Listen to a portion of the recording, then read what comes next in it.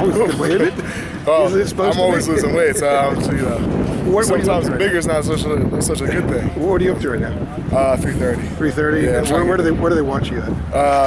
Anywhere from 315 and 320. I'm trying to be 315 now, personally. So obviously that's going to be a point of emphasis between now and fall camp. Absolutely. How are you going to go about doing that? Diet and exercise. There's no, I wish there was a magic pill, but there's not. What's harder, diet or the exercise? Well, exercise a lot, and definitely diet, because I love food, and I'm willing to admit that. It's great, especially. How old are you? 21? 21, yeah. Well, you're 21. You're supposed to love food. Exactly. Well, I know. I overindulge. For too long, you end up like me. I overindulge a little much. I got a soft spot for sweet stuff. So.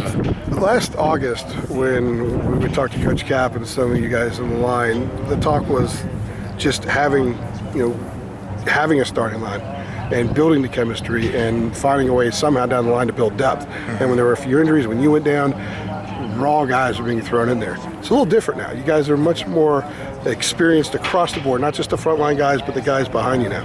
Yeah, it's a completely different offensive line. Same guys, just they're so much older. There's so much maturity that we've gotten even from the end of the last season that I'm really excited about. And that helped, like having those guys come in like Jerry Cohen, that helped a lot. And I don't know if the depth's where we want it to be right now.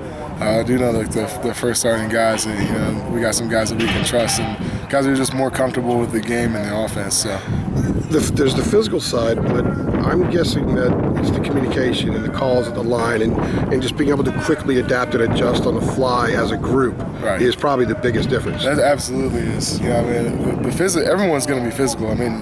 Offensive linemen, our side, size of kind of a dime a dozen. Really, what sets good offensive lines apart is how mentally together they are, and how well they understand their offense and how well they can execute the schemes, So that's one of our biggest things is getting where we want to be mentally, where we're just clicking on the offense and we're reacting as opposed to just having to think about what's going on. And I think we've taken huge strides towards that this spring. There's been a little change in the start lineup. Bentley is now on the first line and John is in the second group. Mm-hmm. Did you see that coming over time because of Bentley's raw talent and just kind of he missed some time early and had to just kind of catch up over time? Did you see him actually maybe having a chance to grow into that spot?